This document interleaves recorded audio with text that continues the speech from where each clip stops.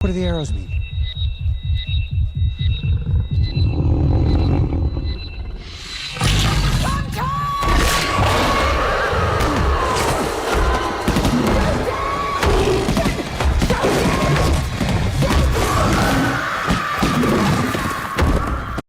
Don't we make you laugh? Aren't we fucking funny? Does that sound fine?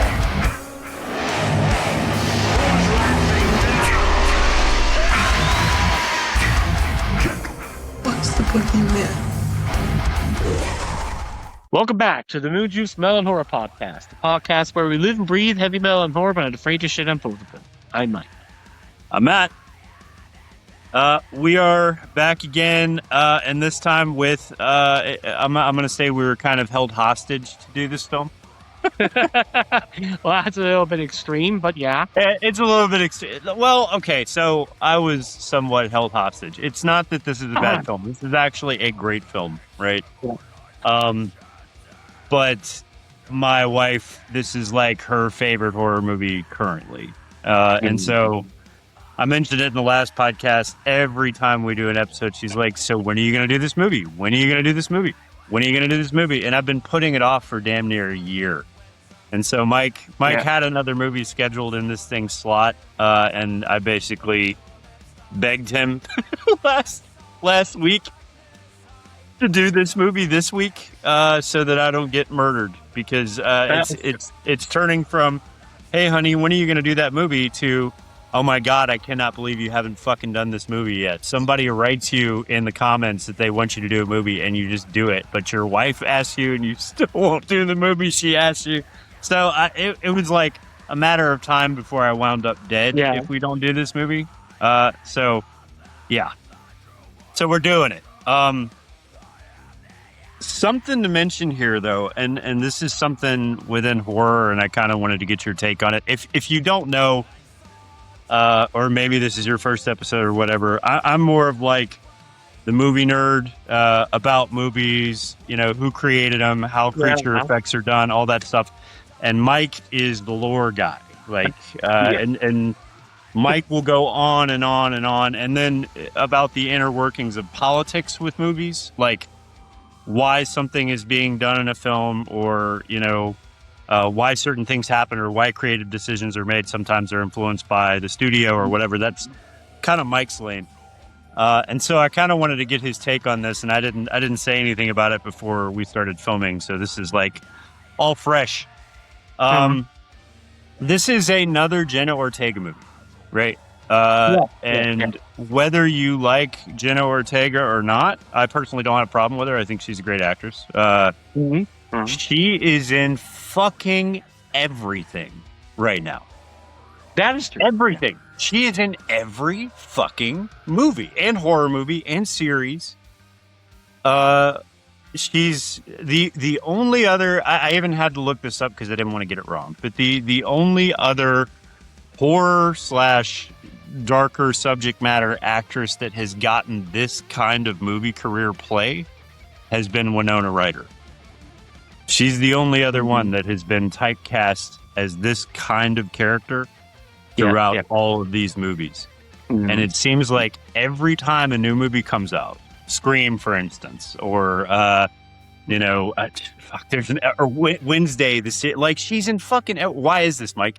It started with Wednesday, actually. Well, it's because it's a thing of popularity. He already played in Iron Man 3 when she was a kid. She was very, very, very, very young. The reason why you could say specifically happening is net worth, and popularity. I mean, she gained a lot of popularity with Wednesday. And what she was also asked in interviews that it's not that she dislikes the role of Wednesday or whatever. It's just that she wanted to do more movies than series. That's why, from the studio side, there's a lot of convincing going on to keep her playing Wednesday. Yeah. Through Wednesday, that is how she kind of was known in that role. And probably a lot of studios, directors cast her in a similar, let's say, range of movies like dark fantasy horror. And Wednesday is not horror. You could call it dark fantasy. Yes. Yeah, it's dark fantasy. Yeah. Yeah, but I wouldn't consider it to be horror. I mean, it's a good show. No. Good show. Yeah, it's not bad. But also, the thing is, management and booking agencies. I mean, just like every other Hollywood actor, she's going to have one or two of those things. And even booking agents, just like it is in the music industry, for example, they're going to look at her portfolio, what she's popular in, what people like her as, and what role she is most likely going to get. Right. That's where the booking agents go out and look for different movie projects that are being done and suggest them to her. That's probably one way how it's done. Then, of course, there's vitamin D, obviously. Yeah. And then there's just the fact that she gained popularity in Wednesday to a degree that is insane. So that automatically is going to get her cast in a lot of shit. And it's just like, it's not like if you say like other actors that say Robert Downey Jr., Chris Evans, Thor, the typical Marvel actor. Yeah. That they're extremely high paid. Extremely. Yeah. Just Robert Downey Jr., for example, whatever, blah, blah, blah. No? But the point is, the majority of their movies outside of the Marvel Universe all underperformed. In Robert Downey Jr.'s case, the majority of his movies outside of Marvel flopped. Chris Evans' movies outside of that were, okay. And the same goes for Chris Evans. I can't say that much into Scarlett. Johansson. What? Yeah, Scarlett exactly. Johansson. She's been in a bunch of stuff. Yeah. Her movies. She's been in a ton of crap of stuff, but I can't really say. So there's also, when it comes to these things, it's also how popular is the actor to begin with, how high the net worth is, and how well do their movies perform. So, and that's kind of like the thing why she is being cast in so different roles. It's a mixture of those two. It's simply her popularity, and that she is just most likely to get cast in these kind of roles. I would say probably due to Wednesday, because that is what was her breakout role. Yeah. I seem to remember seeing her in other stuff before Wednesday. Like, I don't. So Scream, what was it? Scream 5. Was that before Wednesday or what? That was before Wednesday, right? And that movie exploded because it was the first Scream film that they'd done in like 15 years, right? Mm-hmm. And so that got her name out there. And it seems like ever since that movie, I have seen her in everything. She even got chosen to be Lydia Dietz's daughter in the second Beetlejuice film, which was not a great film. But I mean, that is her, and this is not a bad thing, right? I can't say that this is bad. I think it works for actors, but she is a typecast. She is a typecast. She is one that she may, as an actress, and I'm pretty sure she is. She's probably versatile in what she can do acting wise, but she is typecast in this particular kind of role for almost every role she gets.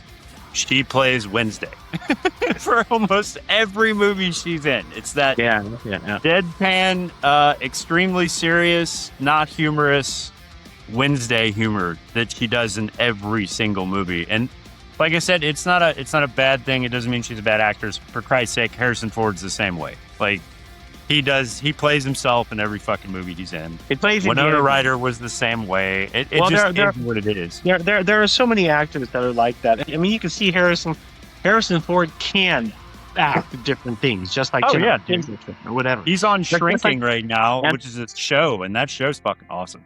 What show? Shrinking is what it's called. It's on Apple TV, but he plays a role that he's never played before. He's really fucking good. Yeah, but it's just like when it comes to that kind of thing, that's kind of a thing we see a lot of famous Hollywood actors very often play themselves. Chris Evans. Yep. I'm not sure with Robert Downey Jr. and Chris Hemsworth about those two, but then you can say then there's Ryan Reynolds.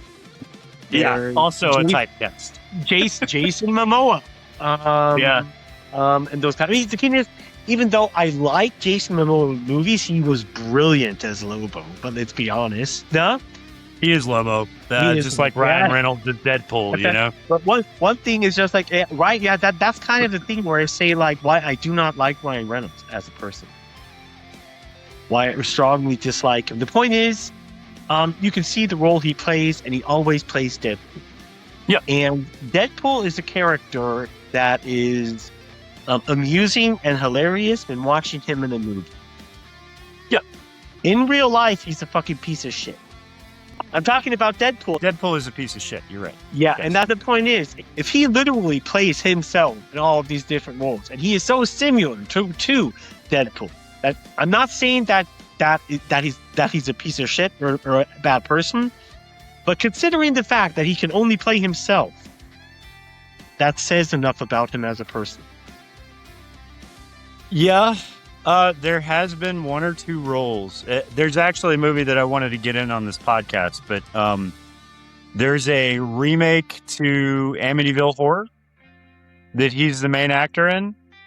And if you didn't see his face and know who this guy was, you would never know it was Ryan Reynolds. He plays a very, very serious role in this horror movie, and he does a great job. But it is the only film I have seen him do where he is not playing Deadpool. And it's really good. I wish he would do more of that because he is good at it. You can just watch that movie and tell. I mean, he made the movie. Yeah. But yeah, you're right. The guy, there's so many actors like that, though. It's hard just to rip on Ryan Reynolds. There's so many. Yeah. Well, yeah, that's the reason why I do not like him. Yeah. I'm not criticizing his acting skills or whatever. Yeah. No, I know what you mean. I like his work. There's amusing. I like his movies, but I do not like him as a person. Yeah, for that reason. And but there are a lot of actors like that. Just look at all of the 80s actors: Arnold Schwarzenegger, Van Damme, Sylvester Stallone, Dolph Lundgren. They're all kind of like that. Dolph Lundgren being the most likable of that group, for sure. That is true. That is true. That is true. No, but the thing is, I would say I do not dislike any of those people. And Arnold Schwarzenegger is also kind of like he doesn't play himself, but he can only play the Terminator and Coney. Yeah, that's true. And Sylvester Stallone can only play Rocky or Rambo. Yeah. That's but there's a very good superhero movie with Sylvester Stallone. You're not going to say Judge Dredd, are you? Of course not. Okay, that was terrible. The Samaritan, by the way. Samaritan, yes, I've seen that. It is good. Yes, you're right. You're right. I mean, I watched that movie. Like, holy shit, that was a good movie. I really liked it. Samaritan was good. I think maybe his worst movie would have to be Stop or My Mom Will Shoot. Did you ever see that one? Yes, I saw. Holy fuck, what a terrible film. But you're right, though. These are all actors that just basically play themselves in every movie, and you have to wonder if it's not just really them. Arnold Schwarzenegger is kind of a larger-than-life guy, but he doesn't really seem to be the characters he plays. I think he plays a certain role, and that's the only thing he can do. But I think him as a person, he's not really like that. I think this is all just a personality. But who knows? I mean, who knows? I mean, the thing is, I don't think that the majority of typecast actors are that way. Yep. There are just certain actors that can only play one or two roles, and that's fine, and they can go with it. You can go with that. I mean, all the 80s actors are that way. What's his name? Jason Statham, for example, is that way. The Rock, exactly. He can only play one character, and he can only play Rock. Yeah. So, there are several actors that are that way, but it's not really to the degree where you can say like you dislike them as people, because that's just the character they play. They have. I mean, The Rock started with wrestling. He played that character as a wrestler, and he just took that over into the movie. Yeah. And so it's like, yeah, fine. That's cool. I think most wrestlers do that. I think almost all the wrestlers do that. Of course. They all do that. But with Ryan Reynolds, it's specific because there have also been multiple people working on movies that Ryan Reynolds has been working on and saying how they've been treated extremely bad by fellow actors, to the degree that they wanted to stop acting because their self-esteem was already totally destroyed or whatever. The name was never really mentioned in a lot of, because it was also like the same 3 studios or the same publisher that they were released from. And a name has never been mentioned till nowadays. But all of these movies that these former actors, cameramen, set people all complained about, these had the exact same complaint. And there's I would say 10 movies that I know of so far. There's one thing that connects all of these movies together, Matt. Ryan Reynolds. Yes. Yeah. Well, I think that whole thing became public after Deadpool 2, because in Deadpool 2, he had, it's the same guy that worked with him in the first movie. He comes back in the second one. It's like his sidekick who runs the bar. That guy left and refused to work with him ever again because they bullied him so badly. That's why he didn't appear in Deadpool 3. And he was very vocal about it. He was like, yeah, dude, fucking not working with that guy ever again. I was bullied to the point of tears. So there's obviously something to that, you know? But I don't know. I mean, it could also all be speculation, although I doubt it. I mean, the point is, it's, how should I say it? A lot of it is speculation. Did a little bit of research into that. All of these different, it's not only actors, it's cameramen and people working on set or whatever that have the same complaint, that they were bullied by the same person again and again. But no name has ever been mentioned as far as I know. Because it's career suicide to do it. That's why. Yeah, exactly. But if you can always see a pattern, and Ryan Reynolds is the one thing all of these movies have in common, that he would they all have that in common. Yeah. So, but I mean, but I think that we derailed a little bit on it. That's okay.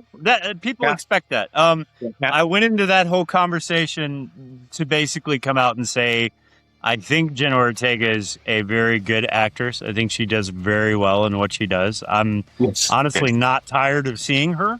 I would just like to see her do something different, just to see what her chops look like in a different type of role, because I feel like she's been typecast. And if they're going to use her in everything, which is what seems like they're doing, it would be nice to see her in something else. Yeah, I like her work. Yeah, I like the movies she does. I'm fine with her, with it being her the way it is. Yeah. I mean, it's working out for her. And if this goes on for like a few more years, she's set up for life anyway. She probably already is now. She's going to be playing the same dark fantasy type role in her 90s. Yeah, yeah. Okay.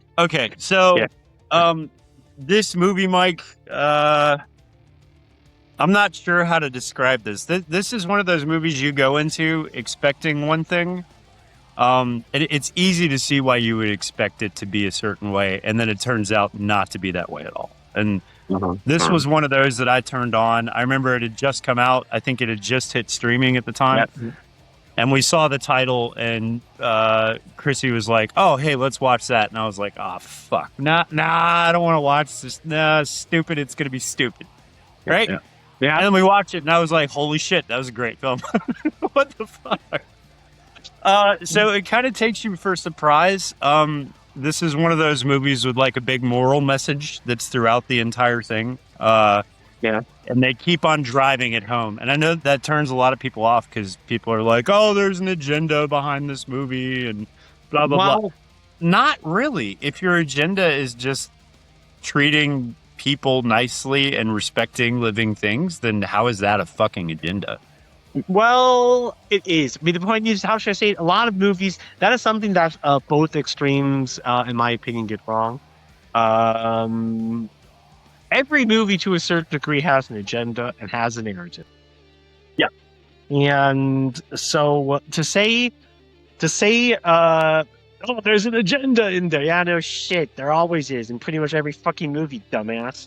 But that's always the complaint, you know? It's kind of like what I think what a lot of people see is when it's like morally lecturing. Yeah, like you're being preached at. Yeah, when it's preaching or whatever, or preaching, and that's what that, or when it's badly written, that is what people mostly complain about. Because if you have like this discussion, you have like the typical, let's say, more conservative leaning people that complain about everything that is somehow not traditional, or as they see it, like, I mean, to the point, even having a woman in a movie, sometimes they complain about it. Now, then it's political. If there's a woman in a movie, it's political. Exactly.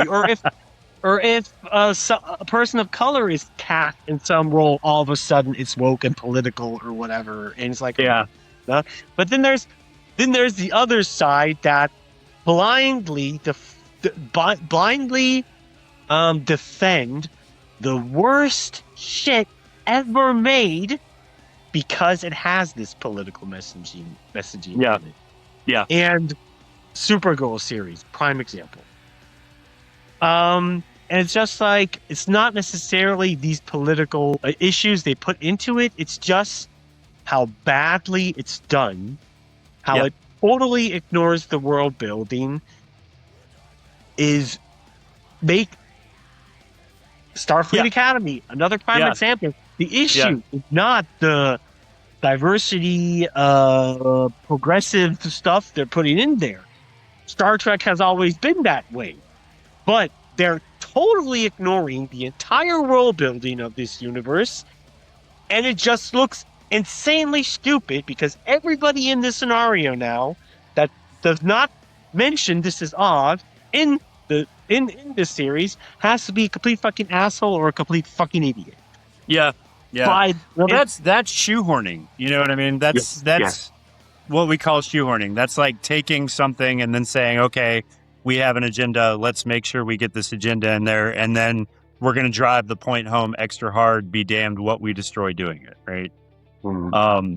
And that seems to be like the going thing now. But there's multiple sides to that, and that's a whole fucking discussion. But I think a lot of things get a bad name because they do something in the movie, and on the surface, it looks like there's an agenda, and automatically it's attacked by the right or even sometimes the left, without really looking into the film or without really looking into the series to see how that's actually being portrayed.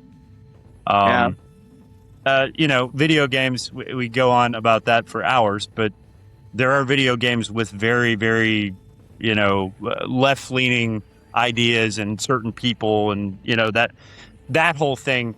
And it's immediately shit on by certain people without them really looking into it. Prime example would be Horizon Zero Dawn, right? I keep going back to that because it has themes in it that are progressive, but it's not the story. And it's just kind of put in there as part of it because that is actually part of life too, Yes. But it's immediately shit on by, the far-right grifters. It's stupid because that Horizon and Horizon 2, the only thing I shit on about is that they still haven't made Horizon 3 and are making this stupid-ass Fortnite game in Horizon style.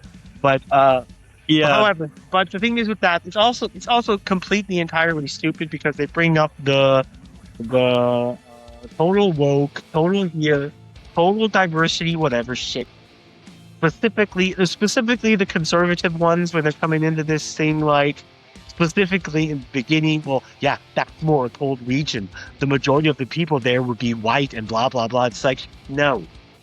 And this is like all of these people are not our descendants.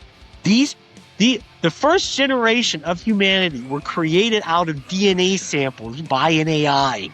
Yeah. But you would have to actually dig into the story to know that, and that's what I'm saying. This is not a natural world. The entire Earth is an artificial ecosystem. Yes. That was created by an AI. The people developed here argument does not work anywhere on this planet. No. But that's just it. Like, if you're going to be a critic, right, and I get it that this has derailed everything, but that's okay. That's what editing is for. So I get that argument, but at the same time, if you're going to criticize anything, right? Yeah. At least know what the fuck you're talking about. Dig into it, understand the story, understand the eccentricities of the story and why it's there before you criticize it. Because most of these people make themselves look like fucking idiots to the people who actually know the story, right? Yeah. And if something is superficial, and I'll die on this hill, if something is superficial and things have been shoehorned in, it's obvious within the first 10 minutes of watching something. Yeah. So you don't even have to watch the whole thing. If it's really shoehorned in, you know it immediately. But if it's just part of the story and it comes up here and there without them like having to really work to get it into the story, then it's probably a genuine piece of art, you know? Anyway, I say all that to say, I do not think this movie has a right or left agenda. I think this movie is just strictly what it is, and I think that's what makes it entertaining. There are a lot of jokes that happen in this movie on rich people, of course. But there's also a lot of jokes on other things to where it's not just specifically beating on rich people. And overall, I think the movie, it subverts your expectations. And that's what I like, because this movie, from previews all the way down to the way it's shown in the beginning, you do not expect what comes out of this. And it kind of hits you in the face when it happens. And I love that. I love being shocked by a film that I thought was going to be a certain way. Did you feel the same way about this one? No, I would say subvert expectations. The point is, I've heard so much about this movie. I knew what it was. That those kind of how can I subvert my expectations if I pretty much know what it's about anyway? Yeah, if you knew what it was, then it ruined it. Well, I would say ruined it. I mean, nobody spoiled this movie for me. I knew it's a movie where a unicorn gets killed, and then the parents of the unicorn go out and slaughter the people who are responsible for it. That's what I knew about it. So, okay. But other than that, I wasn't aware of it. Okay, you gave the main monster away. So, what movie are we doing today, Mike? Death of a Unicorn. Yes. Death of a Unicorn. Of course, a play on the play on the words of Death of a Salesman, right? Mm-hmm. This movie's fucking strange. Is the best way that I can say it, because at least when you first watch it, I think when you go and see a horror movie, and you don't know anything about it, and you haven't seen the previews, and you don't know what you're walking into, that's the best way to see it. Unfortunately, we live in a world now where everything is just in your face all the time. Most of the time, the plot is given away before you even see the movie. There's just no way to avoid it unless you're just not on the internet, right? Mm-hmm. This happens to be one of the few times where I wasn't spoiled by anything. So I went into this with my wife thinking, fuck, here's a little girl's movie about fucking unicorns. God damn it, I do not watch this thing. And within the first 20 minutes, I was surprised. Not just by like how horrific this movie is in parts, but just how quick it happens, right? Thankfully, these are unicorns. They're not real creatures. It's all CGI, so it's obvious that what's happening to these things is not actually happening. It's not as visceral as some other movies where they hurt animals and shit, right? But yeah, before we get into the story, we should probably get into name butchering. I don't think I'm going to have to drink anything because you're not going to butcher any of these names. I don't really think so. Yeah, but yeah. Okay. Okay. But before we get into the name butchering and the movie, if you like our podcast, please don't forget to give us a like on this video, leave a comment, and subscribe to our channel because it really helps us out. Yep. Okay, good. Well, then let's begin with the most obvious one, Jenna Ortega, who plays Ridley. Yep. Then we have Will Poulter, who plays Shepard. Paul Rudd, who plays Elliot. Tia Leone, who plays Belinda. We have, I think, Metamorpho. No, I mean, I think that's his name. I'm not. No, Anthony Kerrigan, Griff, that plays Griff. We have Sonika Manny, who plays Dr. Bahasia. Jessica Hines, who plays Shaw, Richard E. Grant, who plays Odell, and Denise Delgado, who plays Ridley's mom.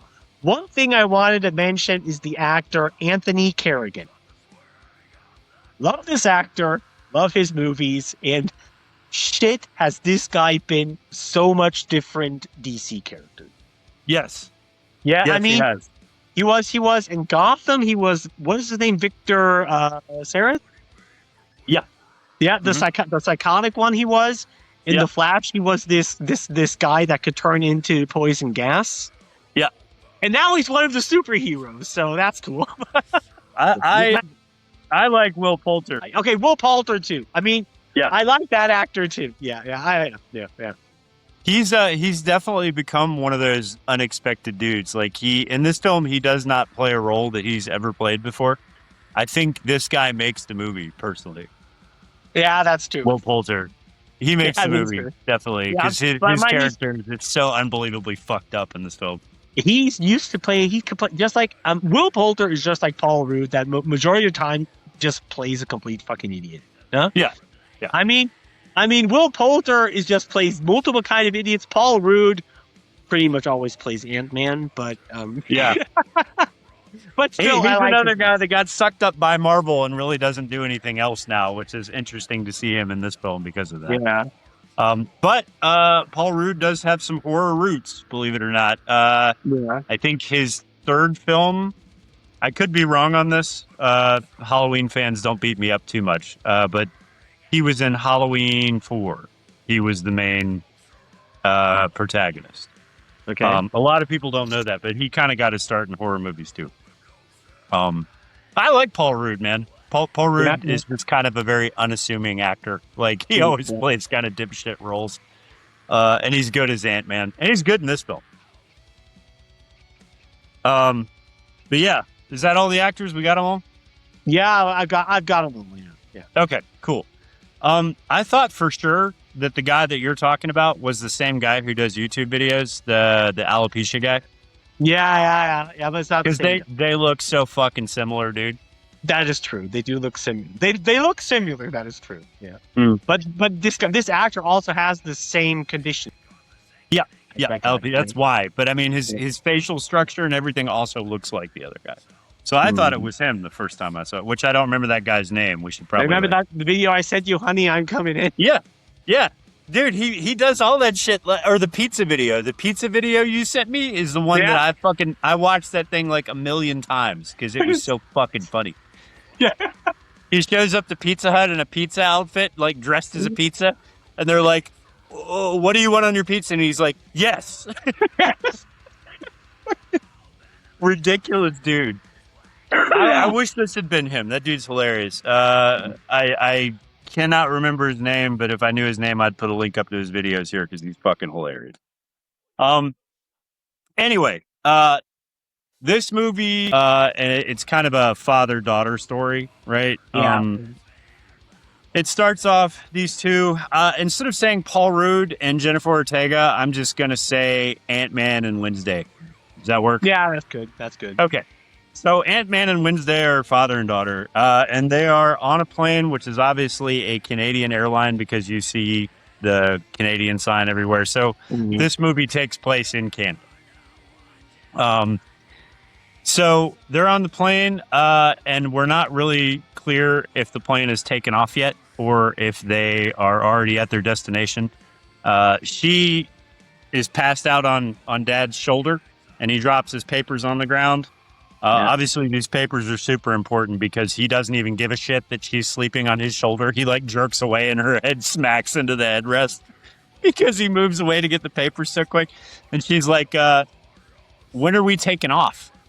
And then you hear a loudspeaker over the plane say, or like someone presenting on the plane is like, well, we just found out that the stairs that they have for the plane don't fit our aircraft. So we'll let you know as soon as we figured that out. So obviously these guys sat on the plane for a while. That's important because you realize that these guys are in a rush, right? The father's a lawyer and he's been hired by this family to kind of take over their finances and help them out. And it's kind of a big deal, right? Yeah. the mother of this family was, or the mother is dead. His wife is dead, and that's a reason. Yeah. So, you mean Ant-Man's wife? Yeah. Yeah. Ant-Man's wife is dead. She died. We don't really know how or why. I think it may have been cancer, but whatever. And because of that, she was associated with this family in some way. And so they're now hiring him to come in and work because they knew him through his wife, right? This is a big deal because this is an extremely rich family. And if you get in with this family in any way, you're pretty much set for life. The father knows that, and that's why this is so important. Unfortunately, they're late as shit because the plane was either late taking off and then the stairs that they had for the plane didn't fit. So they're about an hour late. And so they're on the road. They're on the road in Canada, driving to this house, this estate. And he gets a phone call and they're like, "Where are you? They expected you over an hour ago." He's like, "Sorry, all these things happened. I can't do anything about it." And they're like, "It's okay. Just get here as soon as possible." He's looking at his phone and not watching the road, and they smack into an animal, right? Yeah. I originally was a little upset that they used CGI here at the beginning, but they used CGI throughout the whole film, and quite honestly, there's no way they would have been able to do this without the CGI. Yeah. There's no way you're going to get horses to act the way that these unicorns act, so fine. And the CGI is done pretty well. It's all ILM, Industrial Light and Magic, which is George Lucas's company, so, I mean, it is decent CGI. Yeah. This is where the movie kind of hits you right at the beginning a little bit, because they hit this fucking thing, and it's laying in the road behind the car. They're both shooken up because they just hit an animal. They get out of the car and go back and look at it, and it's obviously a unicorn. But this is a smaller unicorn, so we're to assume this is probably a very young unicorn. Yeah, right? I mean, you can see. The point is, when it comes to that, it doesn't really see the kind of animal. You can usually see if an animal is young or old. No? Yeah. And you can see on the shape on it. You can see on the fur color. You can see on the small, not fully developed teeth that this thing is probably a baby. Yeah. So, I mean, which is terrible. Yes, which and is it's awful. like, yeah, that makes this next scene extra bad. Yes, but also you can see in the action, it's you can see how both of them are shocked. Like the dad is like, we can't just leave it here. It's like, shit, what the fuck? I killed an animal, and he's and then there's the scene where then comes where the horn starts to glow, and Jenna Ortega touches it and gets the biggest trip she's ever had. Yes. Yeah. Dude, this is a trip. You can't convince me otherwise. She went on a fucking DMT trip from touching this fucking horn, right? Yeah. Absolutely. And this is kind of where you realize that this is going to be kind of a more gory adult film, because she's tripping and she's getting this kind of view of the universe, and this is kind of one of those things where it's trying to tell her something. Like, you fit into this universe in some way. It's like a mind trip. Yeah. She's brought out of this trip by the fact that her father smashes this thing's fucking head in with a tire iron, right? Yeah. And she's snapped out of it visually in a way that her face gets covered in unicorn blood with this horrible crunching sound of like skull crunching, right? Yeah. And it's a little bit jarring. You're like, oh, fuck, he didn't just beat this thing to death, did he? But he doesn't stop. He, like, keeps beating the head of this fucking thing in. The funny thing here is the dad is, for all intents and purposes, a decent person. Yeah. But he is so fixated on making this deal work and getting this money that he does not seem to care that he's having to put this animal out of its misery. Like, the first thing he says before he starts hitting it in the head with the tire iron is, fuck, we can't just leave it here. If we leave it here, some forest ranger will find it, and then they'll trace it back to my car, and then we're going to be in all sorts of trouble, right? So he's more concerned with what's going to happen to him than the fact that they just killed this thing. And it's obviously a unicorn. Yeah. It's got a giant thing sticking out of it. Unicorn. Yeah. So instead of leaving it on the road, they put it in the back of the car. which is crazy. Yeah, well, this is like, it's completely fucking stupid, but this is like one of those things where you say, like, in horror movies, people have to act like idiots. The first thing I would do is call the cops. I mean, I've hit deer with my car, unfortunately. Nah. How many at this point, Mike? 3. It used to be a thing because the thing is, this hasn't happened for a very, very long time, dude. Yeah, I mean, I'm just picking on you. I know, but it was a common thing up until like 2013, 14 until I got the Hyundai i30. No, yeah, that's like and before that I had like a Hyundai Ascent. I hit 2 deers with that one. I had the Hyundai i10. I hit a deer with. But I think so it became a kind of running gag among friends that once Mike gets a new car, the deer population is in danger. Yes. So, yeah. This is a constant thing in the band. Mike actually has a nickname. What? The deer, the Deminator. The Deminator, yeah, which in English is the Deerminator. The Deerminator, yeah. Yeah, and Mike gets a new car and the deer population decreases severely. Yeah. Yeah, and it's bad. It's bad. It depends. Specifically, because these deer, they just jump out on the road. What's yeah. I'm not gonna lie, it's happened to me so many fucking times. I just was lucky enough not to hit them. You know. Yes, I've hit him, and I've been in this situation. I get out, I call the cops instantly, and then they have to call a hunter or whatever. Mostly, the animals have to be put down. But and I had this situation where you have like an animal still moving but couldn't get up. Was trying to get up but couldn't because it was paralyzed, obviously. And I was like, and you're sitting there like, God, I felt bad for like 2 weeks.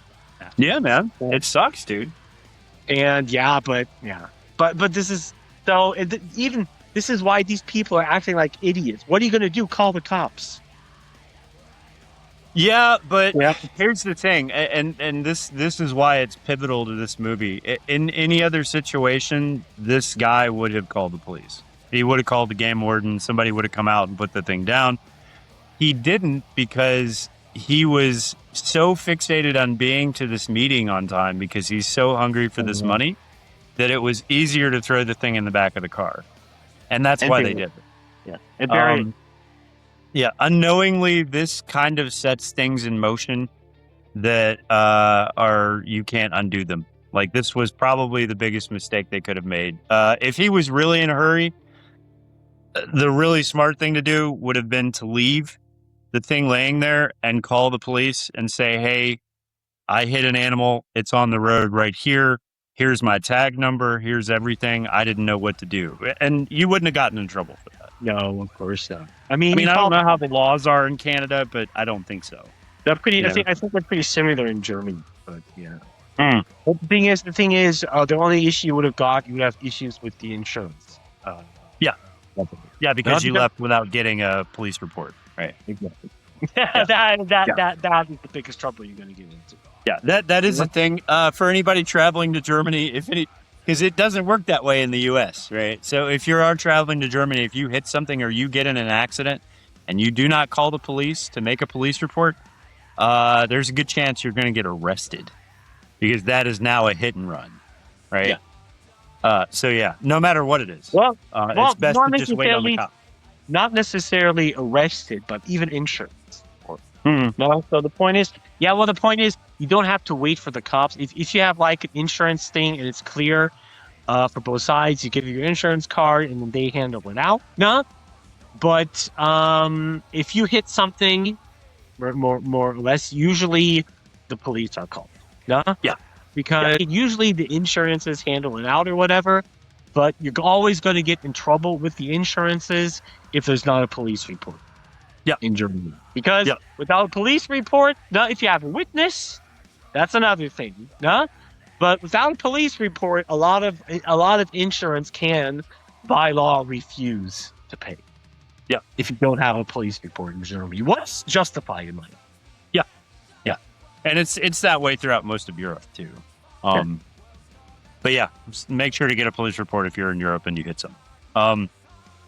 Anyway, so because of time's sake and because of greed and money and all this stuff, they throw it in the back of the car and they go to the mansion, right? When they get to the mansion, you kind of see immediately what these people have and what they are. These are people that they like lavish things. They like, it's just a rich family that don't really give a shit. And the first person that you meet is the son, played by Adam Warlock.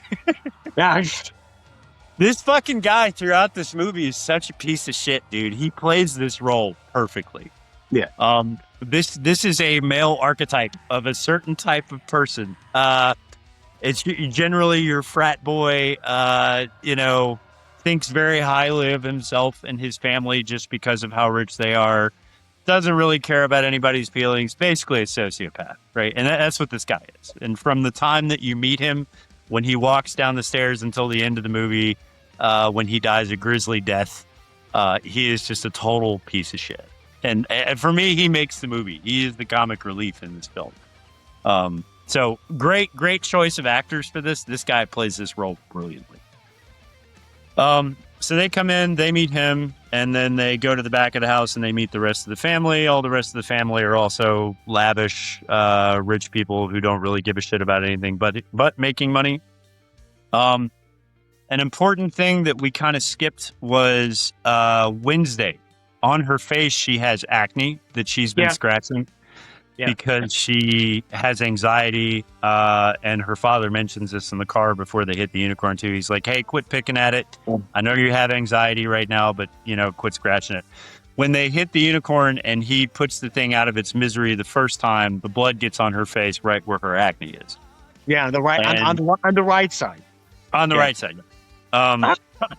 And so when we see her at this house, she doesn't have, she still has the acne scars, but they're not as bad. Of course, the son, who is the total dickhead, points out to her, he's like, hey, you got something on your face. And she's like embarrassed by it and goes to the bathroom to like splash some water on her face. And we notice that the acne starts to disappear. Like it's healing extremely quickly, right? Until it's gone. So when she comes out of the bathroom, she has no acne on her face. Also, her skin and everything in general just looks better now. Like, she looks healthier. Nobody seems to notice this except for her. She doesn't say anything about it. The dad sits down on the sofa next to all these people, and the main guy comes out in his wheelchair, which this is the father of the family. He's in a wheelchair, and he's on oxygen. Yeah, because he's obviously got lung cancer, right? And this is something that really bothers this guy. Like you can tell this guy is used to being rich and influential and strong, and he can't be that person anymore. And that's really fucking gotten on his nerves. So they bring Ant-Man in to sit down and start talking about family finances and what they want to do. And he hands them his report. Before he wants to read the report to them, and he looks down at it and realizes that he's got his glasses on because he normally puts his glasses on to read. Yeah. And when he looks down at the paper, everything is fuzzy. And he can't figure out why. And then he removes his glasses and looks at the paper, and his eyes are normal. Because he got fucking unicorn blood in his eyes, right? Yeah. And that healed his eyes. Yeah.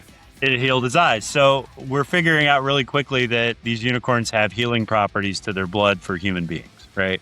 Yeah. And possibly other animals too. We don't really know. But he doesn't think anything of it. He's like, well, that's weird. I don't need my glasses. He hands the paper out. They start talking to him about why they chose him for this job. Mostly because they knew the mother, and they said, well, we want you to come work for us because we understand, from knowing your wife that you're a family man and that you understand what it means to be part of a family. This, of course, is all a farce. This family doesn't give a shit about family. They don't give a shit about anything other than loyalty. All right. And we're going to find out that loyalty to people like this, which is common, is blind loyalty. So if there are moral implications to this, you're supposed to ignore anything that is morally unsound in the name of protecting the family. And that's what they want to know, is if they can trust him. Right. Mm-hmm. Uh-huh. And so any little thing that sticks out that could appear to not be loyalty, they question him on it. So at one point, his daughter comes back out. She says she's not feeling well. And he's like, oh, honey, maybe you should go lay down. Maybe you should go take care of yourself. And they just want him to completely ignore her. He's like, your daughter's not important right now. This is what's important.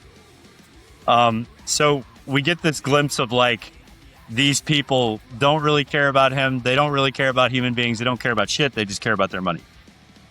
At this point, there's a sound outside coming from the car, obviously, because this is where they put the fucking unicorn. And it's a good scene because the unicorn is not just a little bit awake. It's very quite alive. And it's in the back of this little fucking car, right? And it's kicking to get out. It kicks the fucking windows out. It starts kicking the roof. And then it sticks its head out of the car right at the time that the entire family has come outside to see what this sound is, right? Yeah. Mm-hmm. There's a cool thing, blink if you miss it kind of thing. They all know what this is. The entire family knows that this is a unicorn. They do not want to say it because if they say it, they're worried that Ant-Man and Wednesday are going to catch on to what they're doing, right? So they don't want to say it. Wednesday is like, it's a fucking unicorn. Like she comes out and she's like, why are we beating around the bush? It's obviously a fucking unicorn, right? Yeah, it's just the discussion itself is funny because they're all like, yeah, well, it's a horse-like being and it has a thing growing out of its head and Wednesday is like, we all know what this is. And they keep on discussing and then just out of no totally random she's just like, this is a fucking unicorn. Yeah. It's cool too because immediately when this family realizes what this thing is, you see dollar signs in their eyes, right? Yeah. There's no care for this creature. There's no like being upset. By the way, one of their henchmen shot it in the head too, again, when they realized it was alive. So they put this thing down for the second time. This family doesn't give a shit. You just see dollar signs in their eyes this entire time. And they're doing what these kind of people do all the time. And I know that sounds like kind of a cliche, but it is true. I've had to deal with these kind of people my entire career because they are heavily invested in the military infrastructure, right? And they don't give a shit about human lives or animal lives or any of that stuff. It is just about money. And unfortunately, these are the people that are in charge of society. And that's kind of where this movie is taking you. It's a story about people that don't give a fuck about anything else other than their own wallets and power and all of that shit, right? And for that reason alone, I really love this movie because I fucking cannot stand people like this. Like, these are people that would fucking sell their own mom for $1. You know what I mean? And so they obviously want to get the unicorn inside to like, try to figure out what they can do with this thing. So they bring it inside and put it on a table. It's nighttime, so it's time for everybody to go to bed. Ant-Man goes upstairs to his daughter's room, where she's sleeping. She says, come in. He realizes that her acne is gone. And he mentions the fact that his vision has gotten better. And she's like, yeah, duh. It's a fucking unicorn. And its blood has healed us, right? And she's like, this is the first time she chimes in and is like, I don't think we should be here. I don't think we should have brought that thing here. I think this is going to end badly. And he asked, how do you know that? Why do you know that? And she's like, well, I'm connected with this thing now. I had a vision when I touched this horn. She kind of tries to explain that to him, but they're interrupted pretty quickly, right, by the rest of the family. And I think this is the part where I have to speed up a little bit to make sure I'm right here, Mike. You got the movie up in front of you? Yeah. Right. So he gets called down by the family, and she is standing at the window going through her phone, right? She seems to remember something about her mom and unicorns, and she doesn't know what that is. She finds a picture of her mom standing in front of a medieval tapestry with a picture of a unicorn in the background. And she Googles that image and comes up with the rest of the image. And the rest of the image kind of tells a story about how human beings at one time during medieval times tried to enslave unicorns. And it always ends badly. The unicorns end up breaking out and killing everyone, right? Yeah. And this is a pretty cool image too, because this is like very realistic medieval style artwork. This is done very well. Which one's that? Freddy? No, No. Harry. Harry. Freddy's dead. I know. Yeah. Freddy's dead. Sorry, man. Sorry. Yeah. So you see kind of this picture that's in the background of the mom of a unicorn inside of a like a cage. So she Googles the image, the rest of the image comes up, and the image is extremely gory. Like it's people being impaled by unicorns, ripped apart by unicorns, eaten alive by unicorns, stuff like this. Yeah. And she automatically gets it. She's like, okay, fuck. So basically we are in this story again. This is exactly what's going to happen here. She does not immediately come out with that and tell everyone because she doesn't want to seem crazy, but she's fixated on this story now of what could be happening right here, right at this moment within this family. Let's see here. I think she has a nightmare, right? What? Nightmare? No. Yeah. Oh, yeah, she has a dream about it. Yeah. Yeah. Okay. Yeah. So she appears to be having a nightmare about, she's like seeing through the unicorn's eyes. And this unicorn that she's seeing through its eyes, it's running through the woods, but it doesn't sound like what you would expect a unicorn would sound like. These are very like non-earthly creature sounds that sound a little ominous, like more like a werewolf. I would say is what this sounds like. She's awoken from this dream by people that have shown up to her bedroom. Yeah. In like masks and what do you call this stuff? Like radiation suits. Yeah. Yeah. That's what she's woken up on. Yeah. And they take her and her dad downstairs into a medical room that's been set up basically like a quarantine room.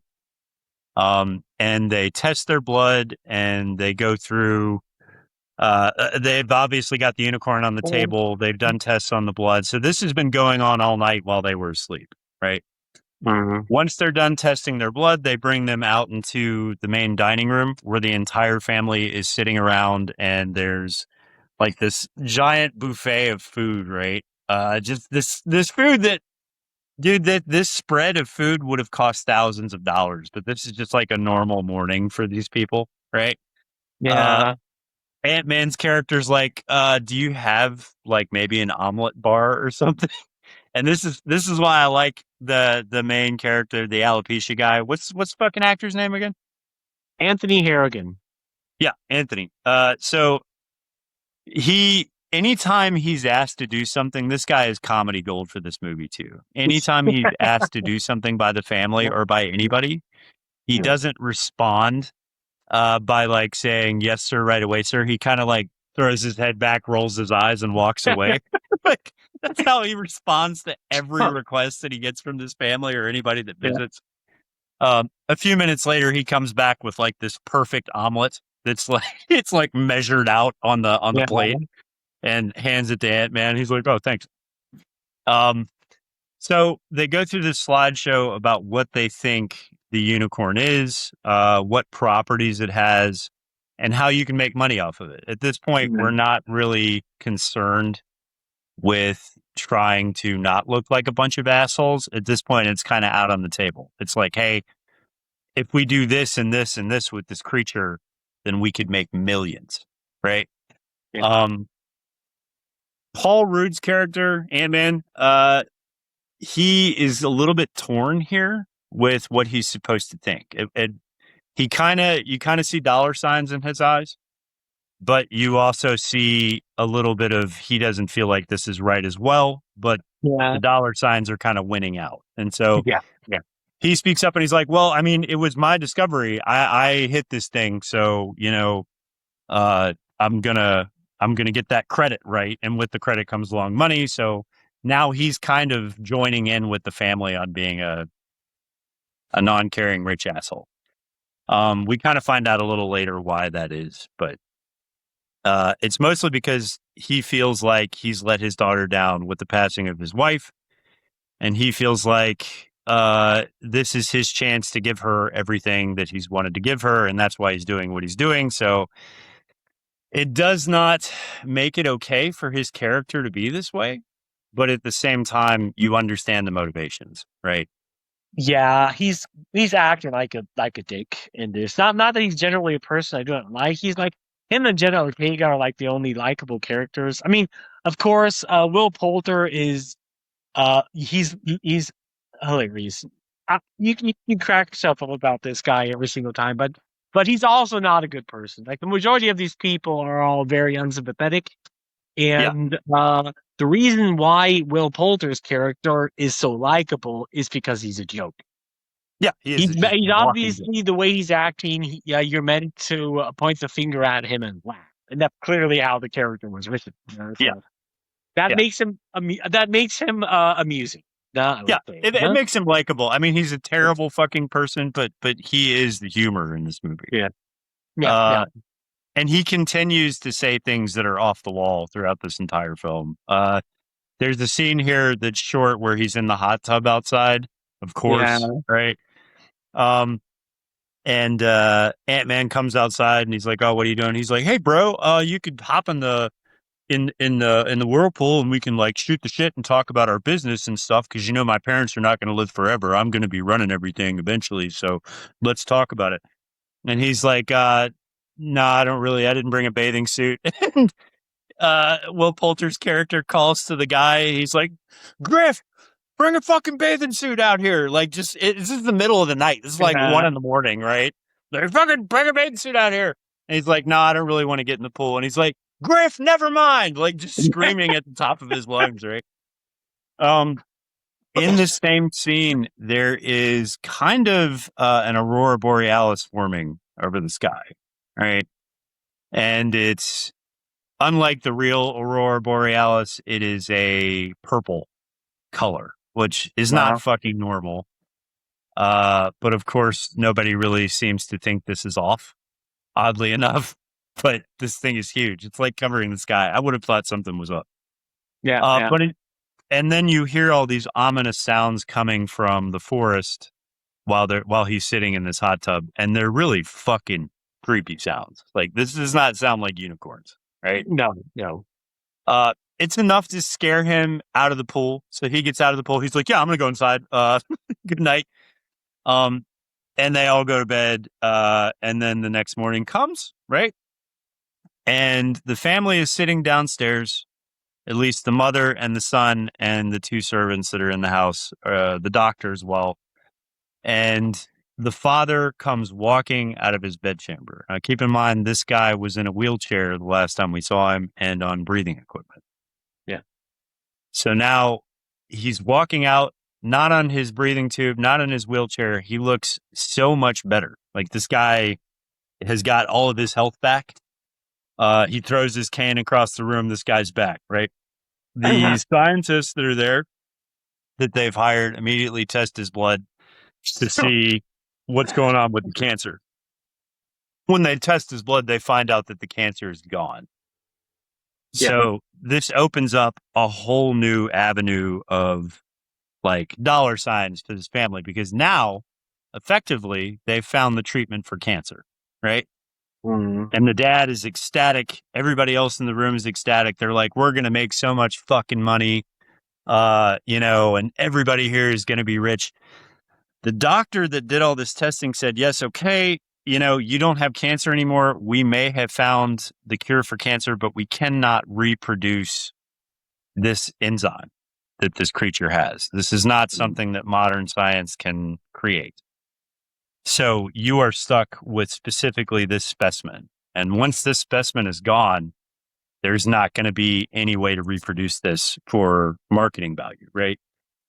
That doesn't seem to bother the father too much. He's like, well, if there's one of these things, there's more of them. So all we have to do is find the rest of them, and then we can be stinking rich because we found the cure for cancer. The doctor's not really into this. Everybody else in the room that is not a member of the family, you can tell that they're having kind of a moral conundrum here with this whole thing. Obviously, this is not right. In no world is this okay. To hunt down a species of something and kill it just so that you can be rich, right? Yes. Family doesn't seem to have a problem with this at all. In fact, they're already like cutting pieces of the horn off and powdering it, so that they can like put it in syringes and test it further. This is going to come in later. Is something that the son does that is absolutely insane, but it's fucking great idea. Jenna Ortega's character goes back to her computer. She is now intent on explaining to this family that what they're doing is not right and it's going to end horribly, right? She's the only one that's really thinking about all this stuff. So she's printed out the entire painting, the medieval painting of the unicorns torturing people and killing people and stuff like that. And she said, look, this is where we are. This is what's happening right now. And this is going to happen if we continue doing what we're doing right now. No one in the room is buying it. Everybody's like, yeah, superstitious kid, shut the fuck up. Don't you have something better to do? I think at one point the father even says, can we just send her home? And as she's trying to explain this to them, the mother, I don't know if you caught this, the mother goes for a scotch bottle, like a whiskey bottle, and pours whiskey for the son and the father, and the whiskey has a purple color to it. So they're actually putting the unicorn blood in the whiskey too and drinking it. Right. I don't know, dude. Like at this point, just fucking wanted this entire family to die. I did not want to like when their deaths do come in this film, it is glorious because at this point you fucking hate them. They're just ignoring the shit out of Wednesday's character. Go do something else. Leave us alone. We're going to be rich. Yeah. So there's a dinner scene where the family's all sitting down and they're eating. The father has brought a steak.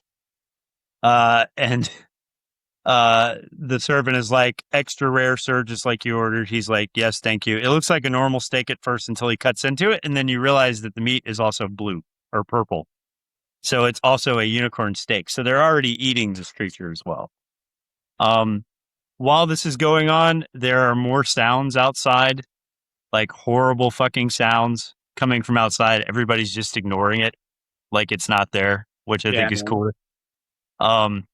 So it's obviously something bad is about to happen. The scientists take the body of the unicorn, vacuum pack it, and move it outside where they kind of have, we never get to see the facility, but it's like a makeshift medical facility. Yeah. And as they're taking this thing outside through this medical tunnel, all the lights go off, right? And immediately the female scientist pulls this fucking, this is so great, dude. This is like a total callback. She pulls this device out of her pocket that is like a movement device, exactly like what's an alien in Aliens. And it makes the exact same sound as it makes an alien in Aliens. So it is a total callback to those movies. It's like she moves it around. There's a ping here. There's a ping here. She says whatever it is getting closer. The male scientist is like, okay, well, let's get this thing into the facility as quick as we can. And as they're pushing it down the hallway, all of a sudden something comes through the one scientist's back and out of his chest. There's like an explosion of blood onto the other scientist, and you realize that it's a fucking unicorn horn. Yeah. So now the other unicorns are there to get the younger unicorn back. And by the way, the first time that you see this horn, this is not the same type of looking horn that we see on the baby unicorn. No, this thing is fucking gnarly, dude. It looks ominous. It looks like something from a predator creature and not like from a so now we know that the rest of the unicorns are there to get this one back, although most likely the parents.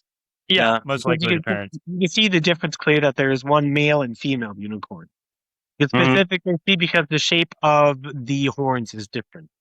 Yeah. So, We don't know this yet because they kind of drag out showing you what the unicorns look like here for a second. But you already know that these things are not what you expect, right? Yeah. So the female doctor runs out of the facility. Paul Rudd also saw this guy's death, so he runs out of the facility. Immediately when they run out, they are attacked by these fucking unicorns. And these things are not normal unicorns. There's something about this look, too, that I'll bring up later. But these things basically look like, and the CGI is good. It's decent. These things look like gigantic horses that have very dark fur and giant fucking canine teeth and really gnarly horns. Like, these things are monsters. They're not what you would expect unicorns to look like. Well, not necessarily, depending on what unicorn legends you're drawing from. Nah, I mean, the only unicorns I know are the ones from fantasy, dude, and those are all like normal white horses with pretty horns, right? No. Okay, what am I missing? When it comes from fantasy, what stories are taken into? The majority ones are the unicorns are a sign of divine good, like beings or whatever, blah blah blah. But in a lot of fantasy settings, specifically D&D, there are black unicorns or dark unicorns that are an evil counterpart to usual unicorns. Okay. That's done in Dungeons and Dragons, by the way. Okay. And their horn is poisonous, and they hate everything of light, and they're extreme predatory. And they're described exactly like this. Okay. And so you think this was maybe pulled directly from Dungeons and Dragons then? Not necessarily. I would say it's going by the more classical. I do think it has that aspect to it. Just look at D&D black unicorns. You can look it up now and see what pictures it'll show you. Yeah, I'll put it up right here. Yeah. But also when it comes to typical folklore legends, there are multiple, of course, like mythical beings, throughout different kind of folklores. But not necessarily in the ancient folklores were unicorns pure good. Yeah. In the majority of legends, they are all known as fierce beasts. Okay.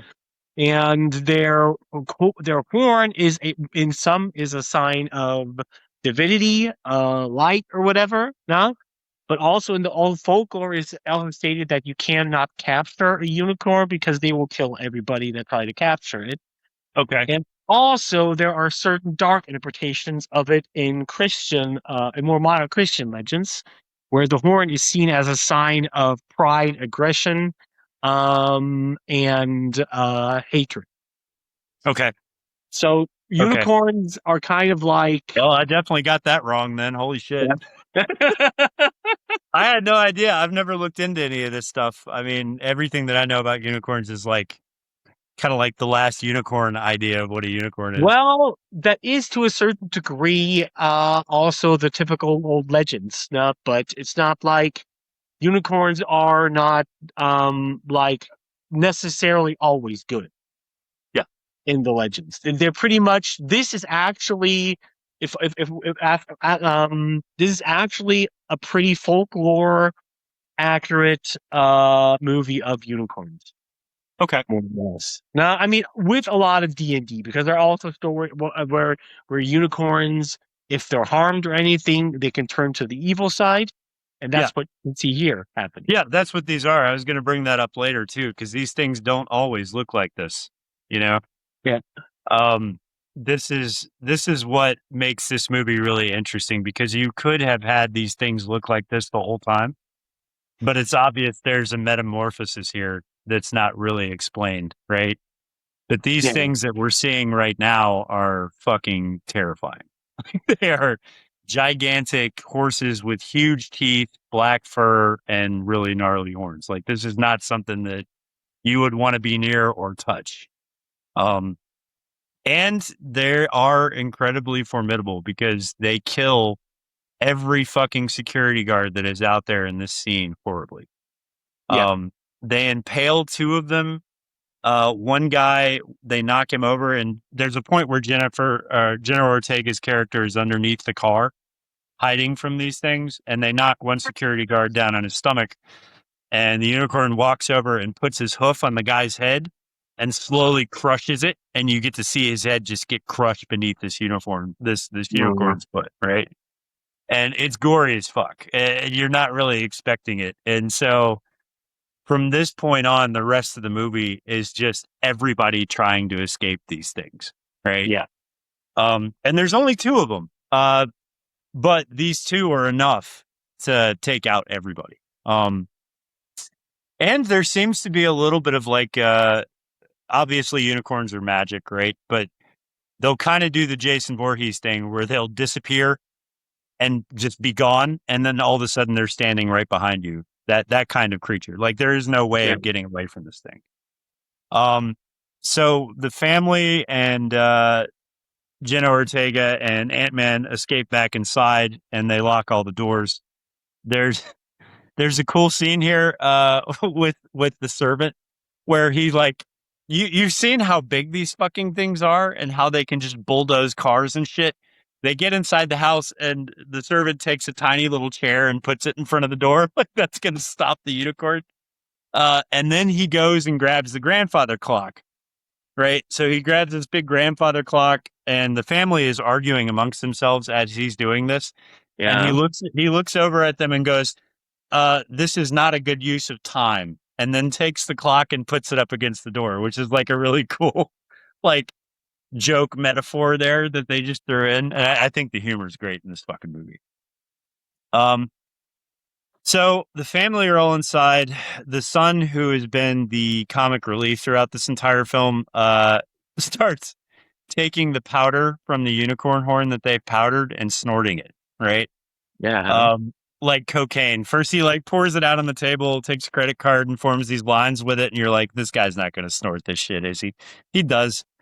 And when he does, he goes on a trip. And we're not sure if it's the same trip that Jenna Ortega got. It's probably not. But his eyes go all like crazy, and he leans back and he starts to get an idea of what these things are and possibly how to stop them. But I think the information that he is being fed through this is inaccurate information, because everything he does with this information does not work. Right? Yeah. Yeah. It doesn't work. Like whatever he's doing is telling him to do the opposite of what's going to be good for him. So he's like, okay. He goes to the female scientist and he's like, I want you to chop off that thing's horn right now. The horn of the dead unicorn. I want that thing cut off, and I want it in my possession immediately. And so this female scientist goes in and cuts off the horn. When she cuts off the horn, immediately that changes things. Like Jenna Ortega then gets another like snap and goes into like this another trip where she gets some more information about what's going on and possibly how to stop what's happening, right?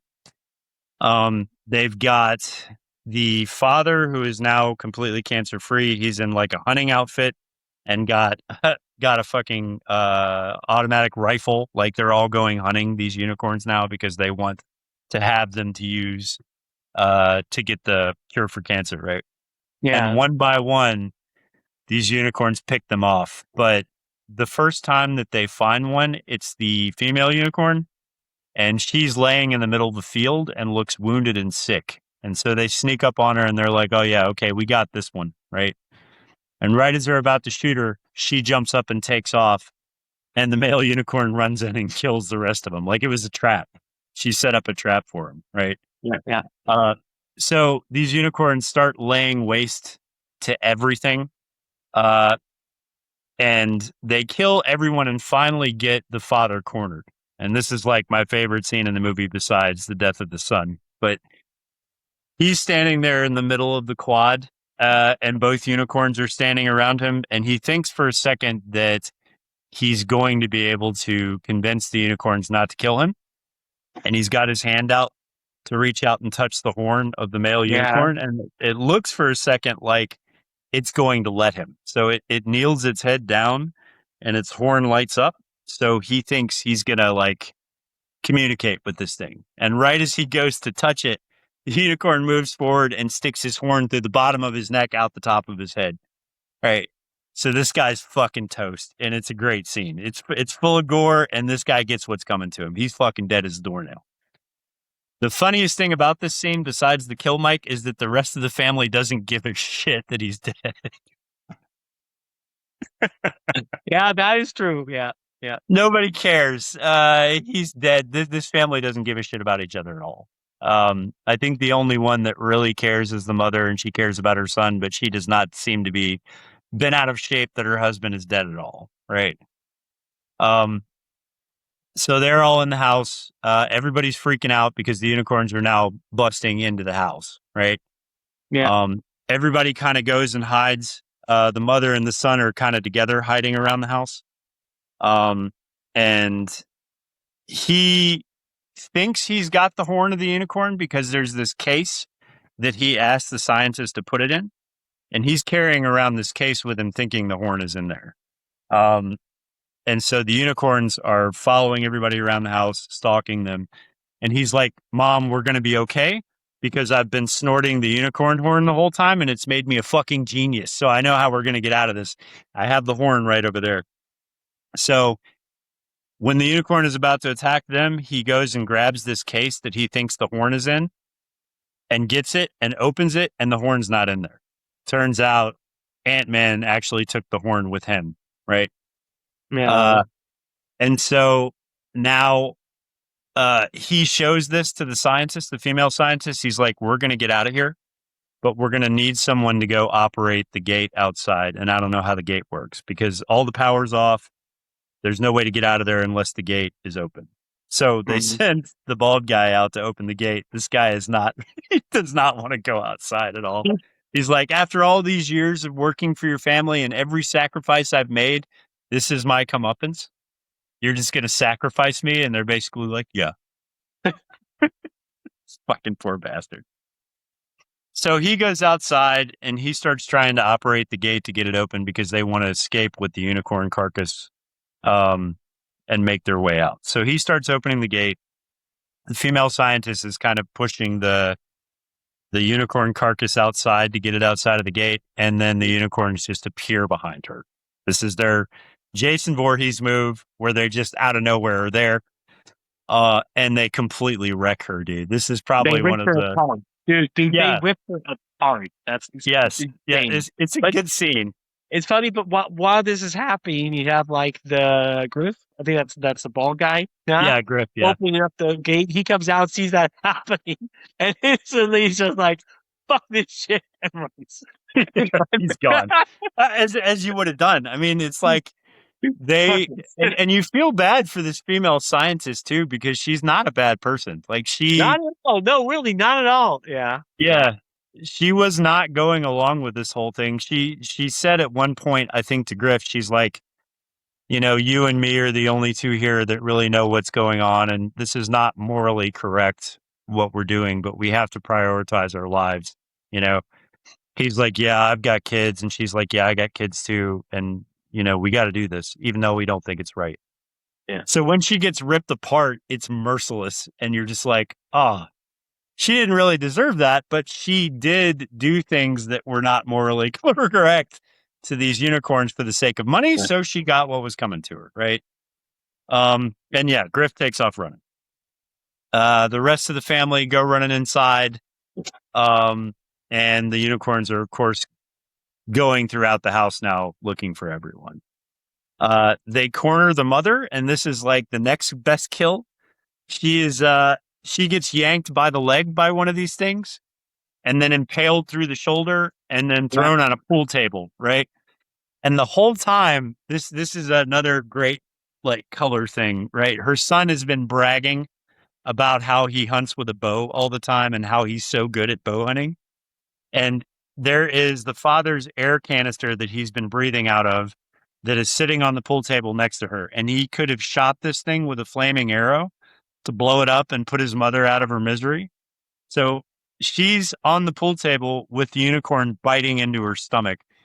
She notices the air canister's there. He's standing on top of the stairs with a flaming arrow and the bow. And she's like, shoot it, end this, you know, put me out of my misery. and this pansy can't do it. He's like, sorry, Mom, and turns around and runs away. And she gets fucking disemboweled by this unicorn, man. It rips her guts out, and there's this big gory scene of her body on the table after it gets done with her. Yeah. It's like the gore in this movie is so unexpected, like how they do it. And I love that. I love that. This is really well done. Also, all CGI, but also very tastefully done. Right? Yeah, that's true. Yeah. So yeah, we already know that Ant-Man has the horn. He's been keeping it the whole time. Mm-hmm. And so you think that the unicorns are after this horn. And that's what Jenna Ortega thinks. She thinks if we give it the horn back and the body of the baby, that we're going to be okay. Right. And so they try to do that. And that goes south as well. The unicorns are still very vicious and attacking, and we're not really sure why. Okay, this is the part of the movie that I was a little bit confused about because it seems like this is all happening at night, right? Everything's dark. Yeah. And they're being chased through the house by these unicorns. And all of a sudden, it cuts to daytime. And Jenna Ortega's character kind of jumps from the roof down into some brush. But dude, this part of the movie, like if you look at how far she jumped in this scene from like the top of the roof into these bushes, these like not very thick bushes, she would have broke her fucking back, dude. Yes. Did you notice this part? This is crazy. Yeah, it's pretty high. It's pretty high up. Yeah, I noticed it. Yeah. And she gets up and dusts herself off, and she's like, "Yeah, okay." I'm like, "No, bitch, you would have been dead as fuck." But she gets up, comes out. Her father runs out. He's got the horn, and they're like, "Okay, let's get the fuck out of here as quick as possible." Right? They're about to get away, and the son comes out with his bow that he still has not shot, and he's pointing it at her back, and he says, "Stop right there. You're not going anywhere. I know that you guys have the horn. You have to be the one to stop this thing." So the whole time she was right. She was explaining to them that a young maiden, according to the fairy tale, has to subdue the unicorns. And when you subdue the unicorns, then everything will stop. Turns out she was right because they both run up. And right when she thinks she's about to get attacked, it lays down in front of her. Yeah. And then the mother shows up and lays down in front of her. So now she has both unicorns, which seem to be asleep in front of her. Mm-hmm. This is the part of the story that doesn't make a whole lot of sense to me. It kind of feels like plot armor, but it doesn't matter, right? Whatever. So both unicorns are laying down. The son runs up and ties them both up, thinking that these little ropes are going to hold these things. I don't know why he thinks this is going to work. Because he's totally fucking high, dude. Oh, yeah, that's right. He's been snorting unicorn horn the whole fucking time. Yeah. Okay. Yeah. So he ties them up. And he comes over to the father and he's like, "Hey, okay, give me the horn. You know, you and me are now business partners because my whole family's dead. We're going to make so much fucking money." And this is finally where Paul Rudd's character like fixes everything that he's fucked up. He takes the horn and stabs the kid in the stomach. Basically like, "No, fuck you. We're leaving." The guy falls down, but before he falls down, he also has the arrow in his hand that he was about to shoot and stabs Paul Rudd's character with it, right? Yeah. So when that happens, Paul Rudd's character basically falls down and dies here, right? Yeah. While the son is still kind of up walking around. He's a little bit dazed because he's just been stabbed by a unicorn horn, but he's still thinking, I can get out of this okay. But one of the unicorns wakes up and does a back kick and kicks him in the fucking face. And he goes flying across, like you hear his neck snap immediately when he gets kicked by this thing.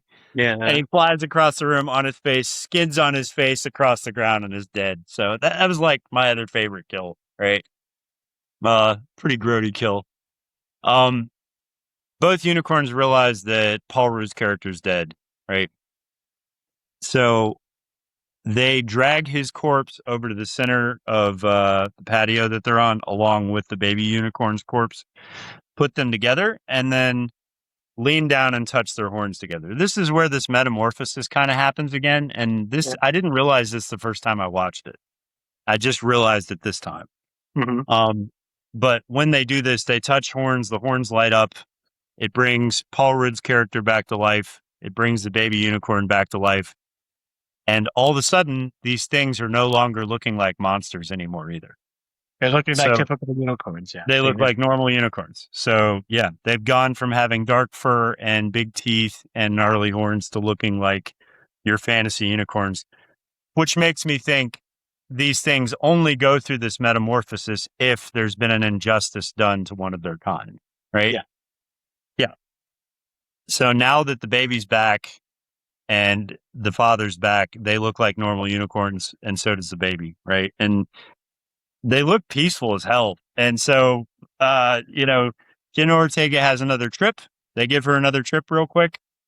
Paul Rudd's character has a trip as well. So they kind of both see the same thing, which is the universe and harmony and all this stuff. So they now understand what these creatures are and where their place in the universe is, right? And the unicorns then just walk away. So you think the story's over and everything's okay, but the cops show up, right? And the cops show up with the bald guy who went and called them. And the cops arrest these two and put them in the back of the patrol car. And one of the cops looks back in the back of the patrol car as they're driving off and says, "Man, the whole family is dead. How did that happen? You guys are going to need a really good lawyer." But neither of these characters look like they really care because they've been shown something that we can't really see. The father looks to her and says, "Hey, I saw the same thing you saw. Everything's going to be fine." And this last part of the movie, Mike, I still am not sure how to interpret this. Did you understand what's going on there? Yeah. Okay, because they're in the police car, and off to the left of the police car that's taking them away, the three unicorns are running next to the car, right? They get close enough to the back of the cop car that the father is able to look into the unicorn's eye. And there's some type of signal that goes between the two that's unspoken. And so the father looks at the daughter. They both put on their seatbelts and then kind of like huddle close together because they know there's about to be an accident, right? And the unicorns ram the shit out of the car. You don't see like the wreck or anything like that. You just know that they pushed the car off the road and there was a huge wreck. But I'm not really sure why this happened. Do you understand why this happened? Yeah. Why? I'm not going to explain. I mean, the thing is, if you look at the entire movie, these are like divine-like beings that you can see with the trip Jenna Ortega and Paul Rudd are having, and that because of injustice was done to them, they turn into these evil monsters. Right. And the thing is, but even though before they metamorph back into normal unicorns, you left a little bit out because when Jenna Ortega was kneeling, that was a thing that Will Poulter's character used her as bait because it has to be a pure-hearted maid that can capture the unicorns, and that was specifically said that's why the unicorns lay down behind her. But when you saw Paul Rudd come into the picture, he was holding the horn, and the female unicorn was walking behind him, not harming him. Right. Yeah. So there is kind of like, even though these unicorns technically are still the evil version of them, it's not like they're mind. Yeah. And also they had a specific bond with Jenna Ortega. That's why even there was a scene before that you also missed when they went into the woods to hunt them down. Yeah, you're right. Yeah. I fucking missed that part. Yeah. However, but okay, not that bad. However, so they had a specific bond, and they also saw that Paul Rudd willingly gave them back the horn, laid it down to it, and he attacked the guy with the horn. And I think that was also confirmation for the unicorns that Paul Rudd generally was not a bad person.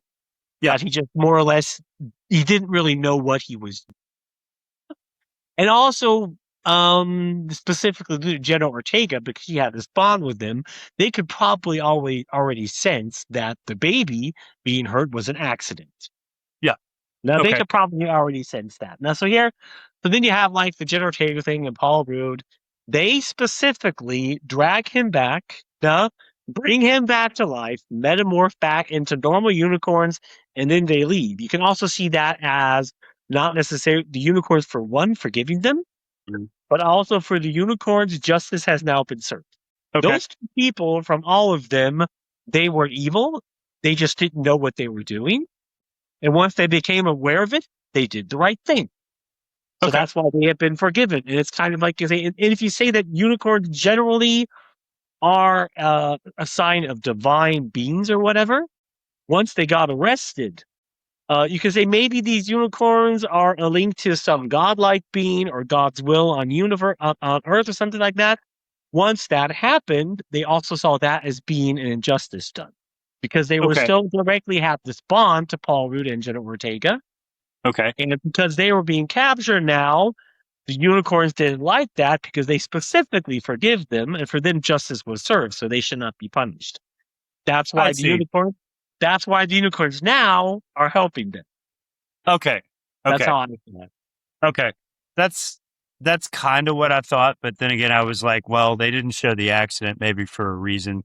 Like it's kind of open to interpretation on whether or not they died in the accident or not. But what you said makes more sense, honestly. Yeah. So these things are basically like they're basically, I would say, God's justice. More or less, but even if the accident, you can see that these unicorns have the capability of bringing somebody back. So Yeah. these unicorns don't give a fuck if they kill Jenna Ortega or Paul Rudd in the accident, because even if they die, the unicorns know they can easily bring them back. Yeah. Okay. So that's that why makes sense too. that's why they don't have to be concerned with them surviving the accident or not. Okay. But they That aren't. makes sense. Because Yeah. the unicorns might be fully aware that they might die, but if they die, then they're going to bring those two back. Okay. That makes sense. Yeah. Overall, and like I said, I didn't read anything online about this movie or what people thought about it. I thought it was a great movie. I would have loved to have seen Yeah. I would have loved to have seen maybe more money put into it, because I think it could have been an even more epic movie if it had a bigger budget, because it was really good. Yeah, it was great. It's a great movie. Yeah. It's also definitely horror. Like when I told one person that we were going to do this movie, I can't remember who it was, but they were like, "That's not a horror movie," and I'm like, "Did you see the fucking movie? Of course, it's a horror movie. It's a horror movie. It's bloody, it's gory, it's got monsters. It's a fucking horror film." Who said that? I can't remember. It was a buddy of mine that I was writing online. No. It's one of two people. I can't remember, but I always bounce movies off of them. I'm like, "What do you think about this movie? What do you think about this movie?" Because I didn't want to do what we did before, where we did Send Help, and it's not a horror movie. So I kind of asked everybody else's opinion too, and one of them was like, "That's not a horror movie." I'm like, "Did you see it?" Fuck, of course it was a horror movie. A little bit more lighthearted and tongue in cheek than most horror movies. Like it's definitely got a message, but either way, it's a horror film. I did not catch the director, dude. That's the one thing I didn't. I know it's produced by Lars Knudsen and Tyler Sharpman. That's the director. No? Okay. Never heard of the guy before. But I hope he does more movies, because this one was likable. It was really good. I thought it was a great movie. The moral implications of this, I think, it's sometimes you'll watch a movie and you'll think, okay, that was great, and you'll miss the moral altogether. But I think this one was kind of on showcase here. It's like, don't be an asshole. Don't use nature or destroy nature just to get money and make yourself famous. Just basically treat things with respect, all living things. And I thought that it was pretty well done, because every fucking rich asshole in this movie gets slaughtered. Yeah. So for that reason alone, if you like to see people get what's coming to them, this is one of those movies for you. Also, the creature design is fantastic. I think you could argue that maybe there's too much CGI and maybe they should have used practical effects with CGI, but for the most part, it was so well done, I don't care.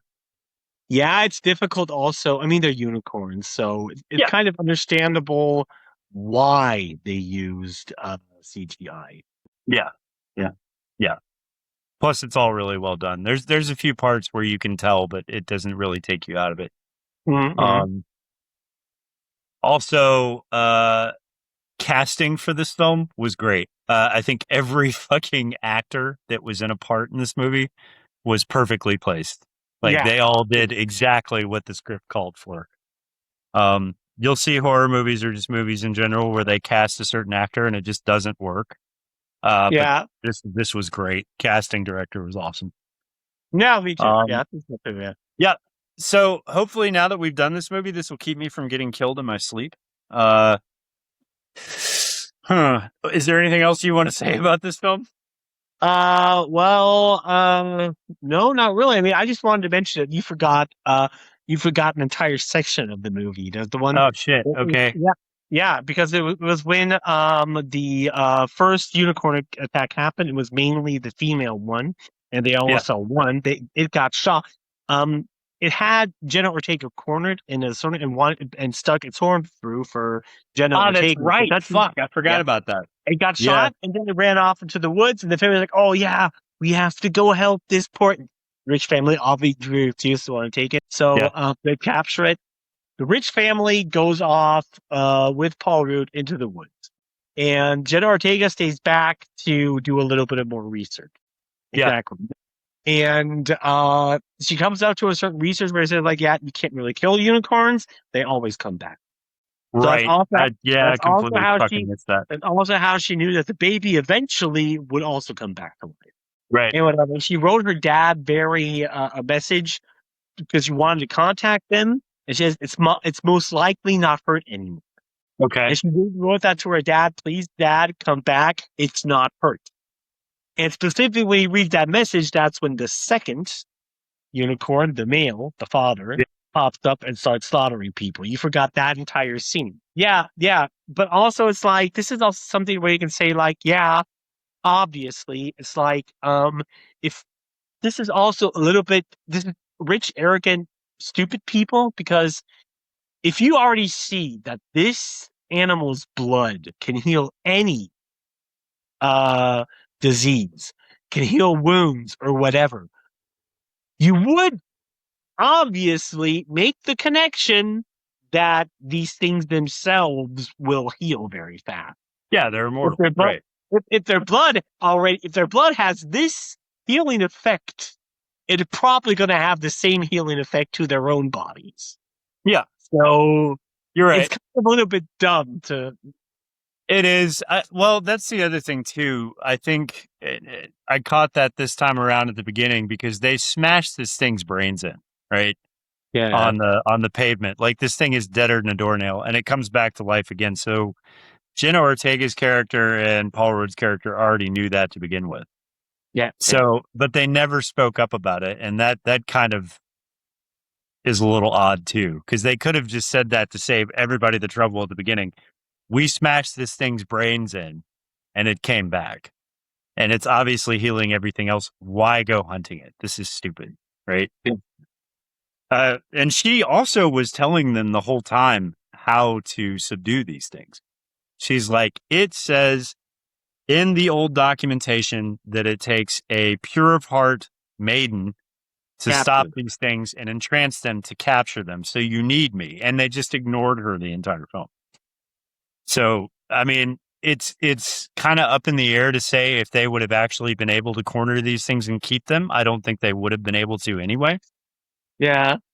But then again, greed kind of clouds all logic and thinking anyway. That's how that works. Yeah, that's the issue with these. They're arrogant. It's greed and arrogance. So. Yeah, they just think they can conquer everything. Also, I don't know if you caught it.